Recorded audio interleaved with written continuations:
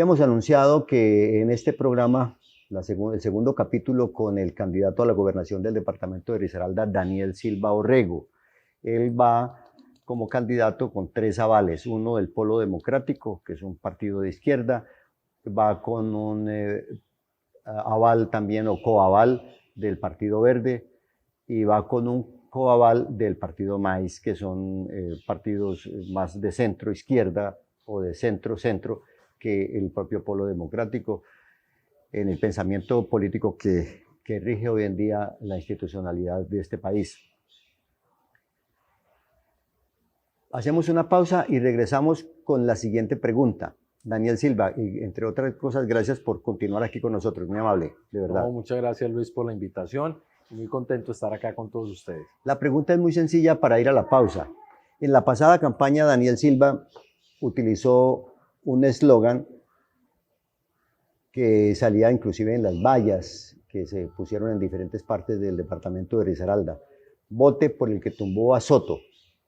La campaña pasada y la antepasada fueron determinantes para terminar con este líder del partido de la U que ya falleció. Que en paz descanse. Controvertido, vertido, político al fin y al cabo, pero como suele decirse, todo pasa y ahora tenemos nuevos gobernantes, tenemos otros partidos y otros intereses y otras aspiraciones y otras expectativas tanto por parte de la clase política como por parte de la ciudadanía. En un instante, después de esta pausa, vamos con esta inquietud aquí con Daniel Silva Orrego, candidato a la gobernación del departamento de Risaralda. ¿Te imaginas un aeropuerto cerca de lo mejor de la región? En 15 minutos estás en el Bioparque Ucumarí. En 1 hora te enamoras de Salento. En 65 minutos te diviertes en el Parque del Café. Aeropuerto Internacional Matecaña, cerca de todos tus destinos. En la campaña en la campaña pasada se escuchaban voces como no más Soto, dejemos que robe otro en las bocas de urna. Y la valla que le comentó a la opinión pública, a la ciudadanía que ve el programa Puntos de Vista, vote por el que tumbó a Soto. ¿Usted va a seguir en esa tónica en esta campaña que viene a la gobernación de Risaralda? Nosotros vamos a seguir en la tónica de decir la verdad, Luis. Nadie puede desconocer que nosotros lideramos y fuimos los únicos en la capacidad de enfrentar esa maquinaria y esa corruptela que representaba Carlos Enrique Soto cuando estaba al mando de varias instituciones en el departamento. Entonces, decir la verdad no creo que signifique ir a decir algo prohibido o que tengamos que callarlo. De pronto les incomoda a muchos que nosotros lo digamos y en la campaña vamos a decir la verdad, porque acá en esta campaña que se viene a la gobernación, muchos de los políticos tradicionales que han contribuido al descalabro y a los desfalcos del departamento tienen intereses en que lleguen otros candidatos. Entonces, a nosotros no nos pueden quitar el derecho a opinar ni nos van a tapar la boca cuando en medio de la campaña tengamos que denunciar la participación en política de funcionarios que no pueden hacerlo o la desviación de recursos públicos, que ya se ha visto en otras campañas y que ha conllevado inclusive a que funcionarios terminen suspendidos por los organismos de control. Entonces, nuestro compromiso es decir la verdad en campaña, así a algunos no les guste o a algunos les incomode. No decir la verdad implica que no queda títere con cabeza.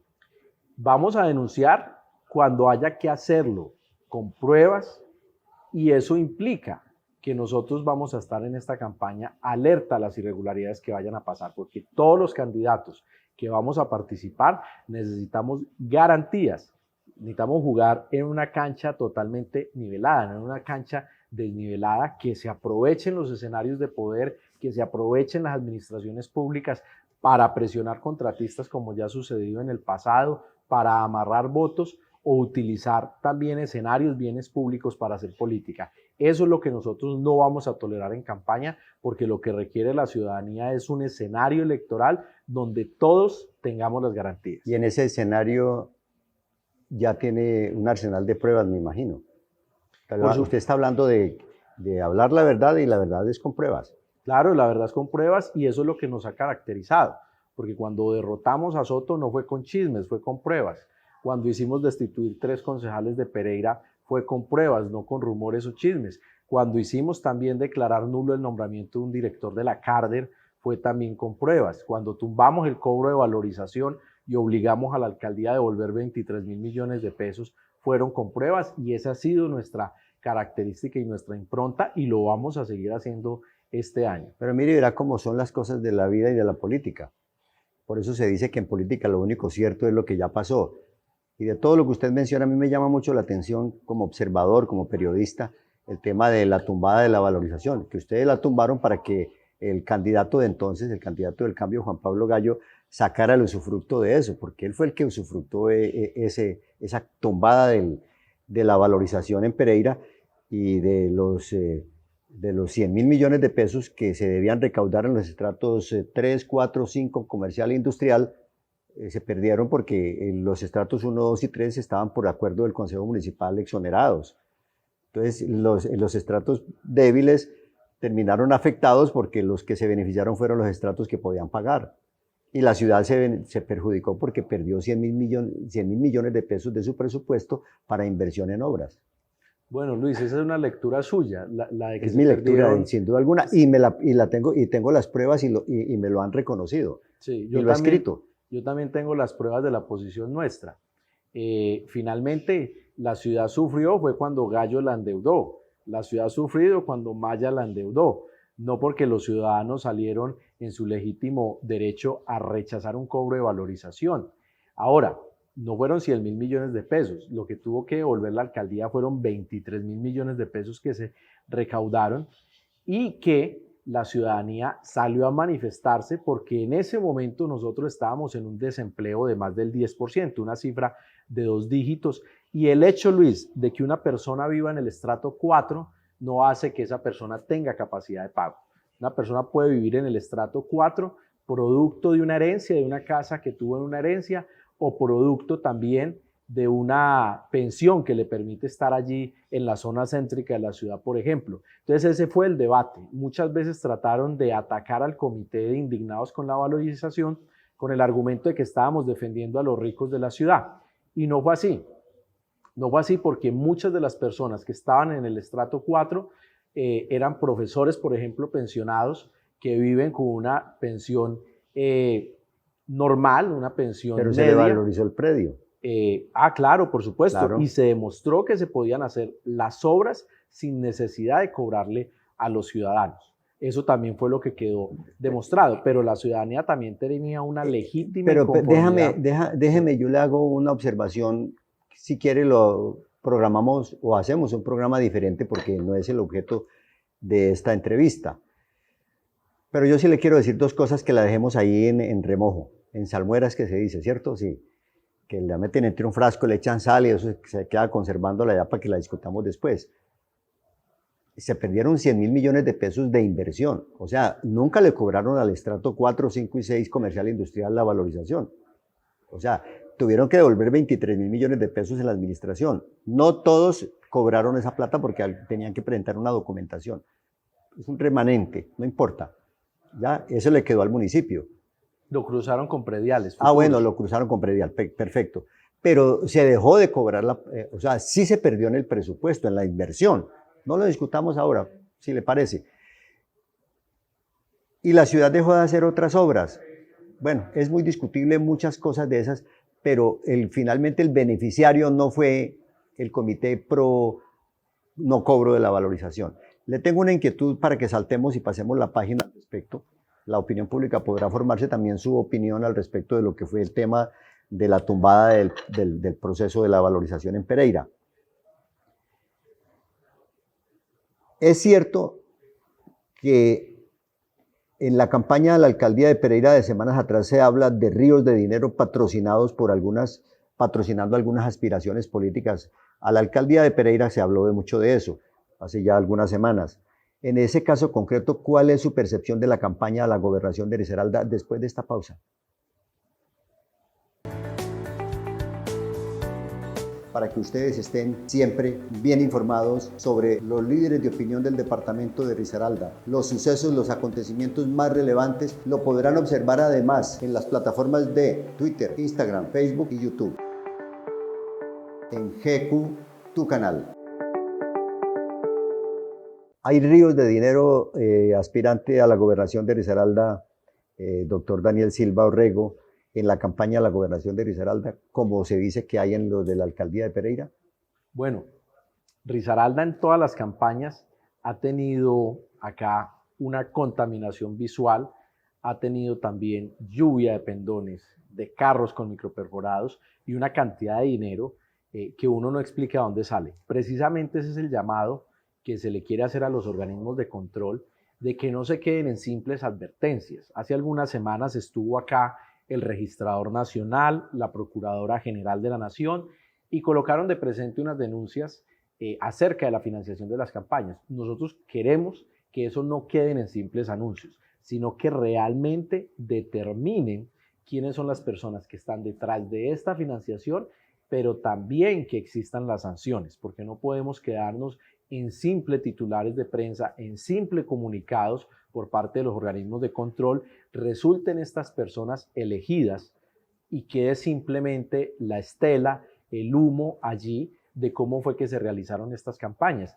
o lo que nosotros vivimos en la anterior campaña de la alcaldía de Pereira, donde se demostró el constreñimiento a los contratistas de la alcaldía de Pereira, y hoy, Luis, no tenemos ninguna persona sancionada y responsable. ¿Quiere decir usted que no hay garantías para hacer campaña política? Si la tónica en este año de los organismos de control va a ser simplemente quedarse en ruedas de prensa y en advertencia, creo que nada va a cambiar. Nos vamos a quedar en las mismas campañas anteriores, y por eso lo que queremos hoy es presencia en Risaralda de los magistrados del Consejo Nacional Electoral. En su caso, en el de Daniel Silva, candidato a la gobernación de Risaralda, ¿quién o quiénes o cómo financia usted su campaña política a la gobernación? Bueno, acá vamos a hacer una financiación de la campaña de la mano de donaciones que quieran hacer los ciudadanos, los empresarios de la ciudad que deseen acompañarnos, y por supuesto vamos a colocar algunos recursos propios de nuestros ahorros estos 4 años que hemos estado en la asamblea del departamento, y vamos a hacer una campaña austera. Luis, nosotros el año pasado al Congreso de la República logramos esos 2 escaños, esas 2 curules en Cámara en cabeza de Alejandro García y Carolina Giraldo, con unas campañas totalmente austeras, sin necesidad de hacer contaminación visual, y vamos a hacer es una campaña en la calle con la ciudadanía, como hicimos la del 2019 a la Asamblea del Departamento, que nos permitió llegar allí con el respaldo de 10.300 risaraldenses. Entonces nosotros vamos a hacer una campaña totalmente diferente, y también aprovechando los medios digitales. Hoy las campañas también para estos sectores independientes y alternativos, Luis, ayuda mucho a abaratarlas. Los medios digitales, hoy la gente se informa también por las redes sociales. Hoy la ciudadanía está cansada de quienes empapelan y llenan de valles la ciudad. Bien. Hay una pregunta, y seguramente es una pregunta maluca. Yo estuve muy temprano en el Hotel Movis el pasado 6 de mayo. Inclusive recuerdo que lo llamé por teléfono porque no lo veía. ¿Dónde está Daniel Silva? Y entonces alguien me dijo, hombre, tiene un esquema de seguridad tan estricto, tan poderoso, que es hasta fastidioso. Y apunté y me dijeron, ¿no le parece, Luis, que ese esquema es muy exagerado y costoso? Porque me lo comparó, de guardar las proporciones, con el esquema de seguridad que tiene Álvaro Uribe, que creo que le vale una millonada enorme al Estado. Entonces dijeron, vamos por el mismo camino, y creo que era una persona que iba, yo no lo conozco, iba a estar allí en el evento, pero no le gustó eso. ¿Qué opinión tiene usted al respecto? Bueno, yo veo que acá muchos se preocupan acerca de la seguridad mía. La pregunta sería, ¿será que quieren que uno no tenga seguridad para, como ha sucedido en el pasado, atentar contra la vida de candidatos o de funcionarios públicos? La gente tiene la creencia, algunos, de que tener un esquema de seguridad es un privilegio, y realmente tener un esquema de seguridad no es un privilegio, sino que uno ve coartada su intimidad, y uno no tiene un desarrollo de la vida normal como la tiene cualquier ciudadano. Entonces yo en ningún momento lo he visto como un privilegio, lo he visto antes, por el contrario, digamos, como una limitante en el ejercicio que uno tiene que hacer en su vida cotidiana, en su vida libre. Ahora, una claridad. Pero es por las denuncias, ¿cierto? Por los procesos, claro, que se han llevado, pero también en generar acá una claridad, Luis. Los esquemas de seguridad los determina el Estado. La Unidad Nacional de Protección. Exacto, la Unidad Nacional de Protección. A uno no le brinda las medidas que uno quiere, uno no le dice al Estado, es un estudio. Quiero tantas personas que estén cuidándome, sino que todo obedece a un estudio de seguridad que lo realiza el mismo Estado, y ese estudio arroja un nivel de riesgo, arroja un porcentaje. Pero es que el problema es que a usted lo tienen ya en la mira y la observan. La gente dice, me llaman de un municipio, y yo no recuerdo si fue ha estado casi en todos los municipios ya, ¿cierto? Y no creo que se fue de Guática o algo así, y me llamaron al celular y me dicen, oiga, esto que está pasando aquí, llega un candidato a la gobernación hace poco, hace 15 días, tal vez 20 días, y me dice, se bajan un montón de escoltas, unos camionetas con vidrios polarizados, ¿cierto? Esto no se había visto. Y otra persona me dice, venga, ¿y por qué Carlos Alfredo Crosby, que también denuncia, y viene haciendo denuncias, pues yo creo que desde hace 25, 30 años, y uno lo ve por las calles en una esquina parado, tranquilo, no tiene nadie, lo protege? Por eso es que hablan un poco de la exageración me hablaron de la palabra parafernalia. Sí. No, y allí generarle... Es para que sepa que... Y ese es el argumento de poco vuelo que utilizan. Y también tener la siguiente claridad.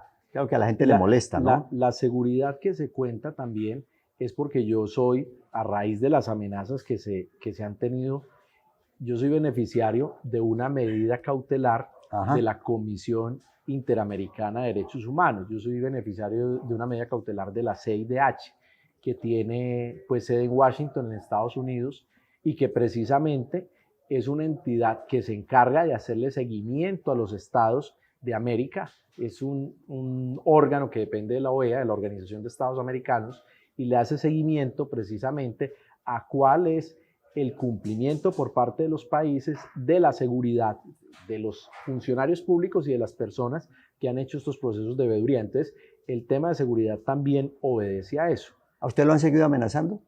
Yo he tenido amenazas a raíz... ¿Reciente? Sí, claro, a raíz de la audiencia que tuve en Bogotá con el proceso del senador Gallo. Estoy viendo aquí un tuit que usted puso, un Twitter que usted puso, pero antes yo quería hacer un análisis al respecto, sin dejar de lado que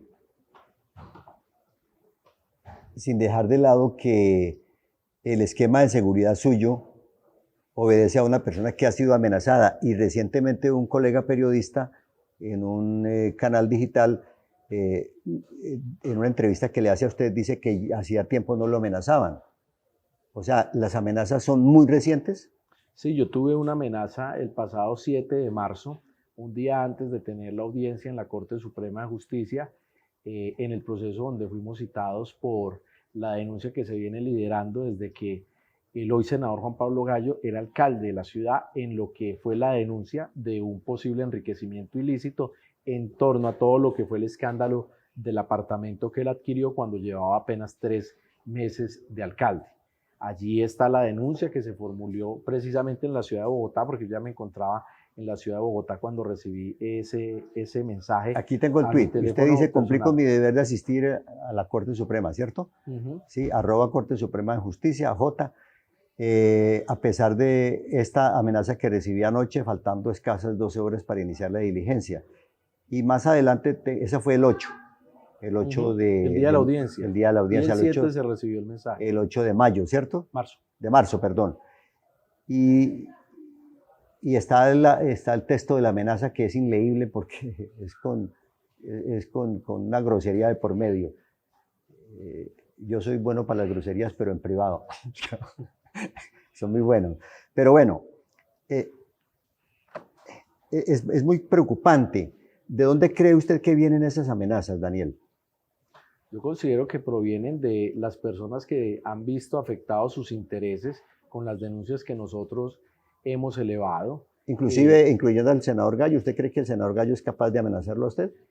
Pues eso deben determinarlo las autoridades. Allí quedó registrado el número desde el cual se produjo este mensaje. Es lamentable que él ni siquiera se haya pronunciado, así sea para rechazar las amenazas, que es lo mínimo de cortesía, ¿cierto? Y lo mismo ocurrió con el senador Soto. ¿Usted cree que el senador Soto alguna vez intentó amenazarlo? Pues yo Y yo conocí al senador Soto y yo considero, digo que era pues incapaz de hacer una cosa de esas. bueno, yo considero que muchas veces son múltiples los intereses que hay, Luis, en estas denuncias. Sí. Obviamente uno denuncia al funcionario, a las personas que están cometiendo el acto de corrupción, Sí, pero en torno a ellos se mueven demasiados intereses, intereses económicos, intereses a oscuros. terceros pues, Exacto, o sea, pudo haber sido, terceros, pudieron ser amigos, terceros, o amigos, familiares, mucha cosa. seguidores o algo así. Seguidores, sí, simpatizantes. Entonces eso es lo que deben determinar las autoridades. Lastimosamente uno termina instaurando las denuncias, Luis, pero los organismos del Estado... Esos son los avatares de las pugnas del poder. Pues, en Estados Unidos también ha habido amenazas contra Trump, contra Obama, las escoltas pues tienen que estar así con esas cositas que se ponen por acá. Es terrible la cosa política, de todas maneras. Y Risaralda y el eje cafetero han vivido en época electoral unas situaciones muy tensionantes. Entonces, por eso le decía a usted. ¿No? Y asesinatos. Ese Gilardo ha sido, Castaño y ha llegado Orozco. al tema de homicidios. Entonces, yo creo que el debate electoral no debe estar en torno a si los candidatos tienen seguridad o no, porque eso debe ser lo mínimo que deben de contar todos los candidatos, las garantías. Ya usted lo verá, Luis, que muchos de los candidatos, y más a cargos ejecutivos como son las alcaldías y como son las gobernaciones, todos van a terminar con esquemas de seguridad en campaña, porque siempre el Estado, el Ministerio del Interior, hace lo que se denomina plan democracia, y es asegurar que esas personas que están aspirando a cargos uninominales tengan las garantías de seguridad. Yo recuerdo cuando, por ejemplo, César Castillo fue candidato a la alcaldía de Pereira, él tenía un esquema de seguridad y un día le dije yo, subiendo a un restaurante que había en la octava entre 21 y 22 que se llamaba La Costilla de Adán, que era de José Horacio López, y lo recuerdo perfectamente en este momento, y le dije yo a César Castillo, con quien tengo una amistad de vieja data, le decía, no es exagerado esto, escoltas y adelante, escoltas atrás. Y me dijo, Luis, en la política, el presupuesto de la política contempla el atentado personal. Exactamente así me lo dijo y le pueden preguntar a César Castillo que así me lo dijo a mí en esa época, en el año 1991, porque fue candidato, creo que fue en el 91 para la alcaldía del 90 al 92 o 93, creo yo. Fue en esa época. La pregunta concreta en este tema, candidato a la gobernación Daniel Silva, es que en los círculos de la ciudad, en algunos círculos políticos, se rumora de un audio que existe, o de 2 o 3 audios que existen, que lo comprometen a usted seriamente en unos temas que no se saben bien a fondo de qué se tratan, pero que dicen que lo comprometen a usted seriamente. ¿Tiene conocimiento de esos audios? No, no tengo conocimiento de audios, y adicionalmente, Luis, aprovecho la pregunta para comentar lo siguiente. Precisamente a raíz de todo este proceso electoral y todo este proceso de denuncias nuestras que han tocado tantos callos, por supuesto que se presentan muchos rumores, se presentan muchos comentarios, y ahora que estamos en campaña electoral y que muchos sectores tradicionales de la ciudad y del departamento van a ver comprometidos sus intereses porque están a portas de perder el poder que han tenido durante muchos años, pues van a recurrir a ese tipo de rumores. Yo no le tengo miedo a eso. Si tienen algún tipo de pruebas, pues que las publiquen, así como yo lo he hecho, pero a ese tipo de cosas yo no le tengo temor. Entonces yo no vivo el rumor. Y las publican, Daniel. Tengo en el WhatsApp, en este momento no sé dónde, pero tengo en el WhatsApp 2 casos de supuesto constreñimiento que usted le hizo, dicen, a 2 concejales de Dos Quebradas. Usted conoce unos pagarés, no sé si ha leído algo al respecto. No, hombre, Luis, vas hasta reír usted con eso. ¿En serio? Eso es viejo, hombre. Eso fue el año 2017 y eso se publicó. O 2019. 17. Yo lo tengo muy claro. 2017. A raíz de la audiencia mía en la Corte contra Gallo, ese tema lo colocaron a rodar, un tema de hace 6 años, que yo estaba en la universidad y el Consejo de Dos Quebradas, que precisamente gracias a nuestras denuncias muchos de esos concejales terminaron en la cárcel y condenados. Precisamente cuando nosotros empezamos a denunciar, ellos se vieron amenazados en sus curules y se vieron al descubierto, y trataron de decir que era que nosotros teníamos una persecución contra ellos, que porque los estábamos demandando, y de ahí montaron todo ese discurso es un montaje. de los pagares y todo el asunto. Exacto. 2017. Año 2017. Sí. Y eso precisamente se publica ahora nuevamente en el 2023, cuando yo me encontraba el 8 de marzo. Que son los que me mandaron a mí. Exacto, sí. Y eso salió desde el 2017. Entonces, Sí. no encontraron, digamos, otra cortina de humo para desviar la atención el día de la audiencia, el 8 de marzo. Sí. Y ese día que yo me encontraba en Bogotá, pues es que empieza nuevamente en estas páginas falsas de Facebook a circular nuevamente eso. Pero esas copias y todos estos documentos que envió la mesa directiva al Consejo de Dos Quebradas, tratando de decir que había un cartel de las curules y una persecución contra ellos, pues eso terminó en nada. Me mandaron hasta un oficio en la universidad para que me investigaran disciplinariamente la universidad, y pues la universidad dijo ahí. Que porque usted, ahí ¿cómo fue no el hay nada. cuento? Que porque usted le decía no que podía litigar. Que les dieran una plata, que le dieran un dinero a usted para usted no demandarlos a ellos por unas presuntas fallas o debilidades que tenía la elección, ¿cierto? La elección de ellos como ese fue el concejales. discurso Ese fue el discurso. que trataron de vender, pero efectivamente eso fue en el año 2017, Sí. y después del 2017 los que Pero eso no está cancelado todavía, ¿o sí?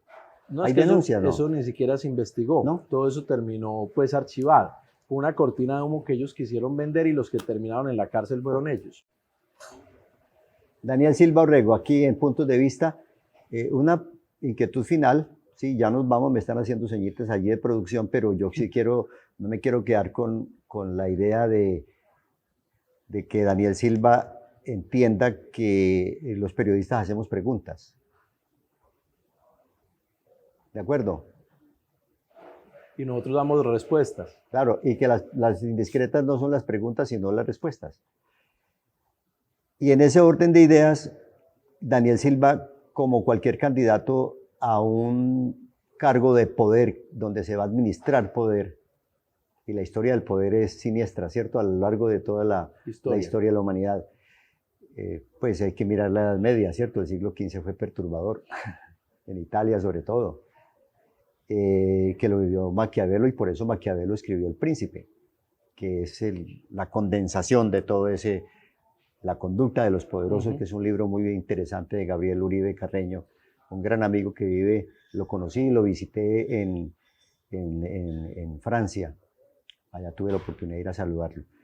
Y le recomiendo ese libro, se llama La conducta de los poderosos. Y cuando la lucha es por el poder, se ven todo este tipo de cosas. ¿Es inevitable? Sí, y lo que se vendrá, Luis, nosotros ya estamos preparados para eso. Acá lo que van a tratar de soltar son bombas de humo para tratar de dispersar a la opinión pública, dispersar a los ciudadanos en torno a las denuncias y lo que uno haga en campaña. Entonces, realmente para mí eso no es nada nuevo. Nosotros estamos listos para lo que se venga y que ellos también se atengan. Pues usted y yo tenemos una relación de conocimiento en la Universidad Libre, donde compartimos algunas cosas. Yo era el director de comunicaciones y me tocaba verlo a usted con sus chalecos antibalas y todo ese tipo de cosas. Iba a clases con chaleco antibalas, ¿cierto? Y bien escoltado, todo ese tipo de cosas. Pero también soy amigo de los detractores suyos. Y ellos le tienen respeto a usted porque dicen que es muy habilidoso. ¿Usted se siente una persona habilidosa en política? No, habilidosa no. Yo creo que hacemos el ejercicio juicioso, Luis, y siempre jugamos pues con todo lo que tenemos sobre la mesa. Sí. No somos de jugar con malas mañas. La gente me ha conocido a mí porque siempre que salgo a hacer una denuncia, algún señalamiento, lo hago yo a título propio, pero lo hago también con las pruebas del caso. Eso sería la invitación a ellos. Si hay algún tipo de señalamiento, que se haga con nombre propio, no desde páginas falsas, no desde anónimos, sino como hemos hecho nosotros. Nosotros hemos puesto la cara cuando hemos hecho las denuncias, y eso es lo que nos ha costado tanto contradictor, como usted lo dice. Daniel Silva Orrego, no traga saliva. Las preguntas que uno le haga, él siempre tiene una respuesta. Queda la consideración de la amable audiencia de Puntos de Vista. Agradecemos la atención que nos ha prestado. Esperamos que la campaña sea exitosa, que se libre sin contratiempos personales, que sea una cosa eminentemente política. La buena política, eso es La lo que buena queremos. política. Y a la audiencia, a la amable audiencia de puntos de vista del programa de los líderes de opinión de Pereira y Risaralda, le agradecemos la confianza, la credibilidad que nos han concedido. Síganos en las redes sociales, entren al canal de YouTube, vean este y todos los programas que tenemos en YouTube de las entrevistas que hemos hecho, suscríbase y reciban nuestro agradecimiento y hasta una próxima oportunidad.